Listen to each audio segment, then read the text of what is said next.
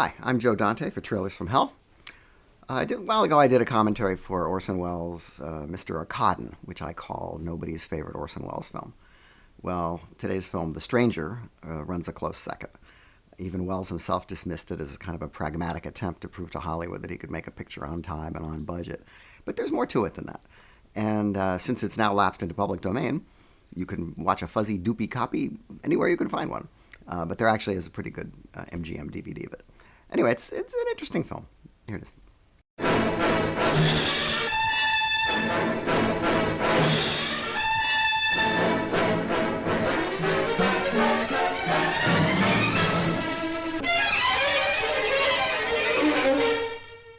Although busy and in demand as a popular figure on radio, records, and the stage, Welles hadn't directed a movie for 4 years when he asked producer Sam Spiegel, then billing himself as the more important-sounding SP Eagle, if he could direct as well as star in Date with Destiny, as The Stranger was then called.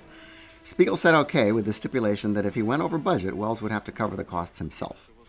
The subject was close to his heart. Welles had been writing and speaking about his concern that resurgent fascism could lead to World War III. Welles played as a Nazi war criminal posing as a college professor in a small Connecticut town, built surprisingly convincingly on the Universal backlot. Nazi hunter Edward G. Robinson, in a role Welles intended for Agnes Moorehead, arrives on the scene and targets Welles' tremulous fiancée, Loretta Young, at one point screening the first death camp footage seen in a commercial movie. What do you want? I came to kill you. You are a fool. When they find me, they'll know you're still here. But darling, you're on the verge of a breakdown. Any child could see you'd wind up killing yourself. Despite the strictures, 32 pages dropped before shooting, a cast, crew, and composer not of his choosing, shooting went remarkably smoothly until that most dangerous of all periods, post-production. Out went the first 2 reels and more.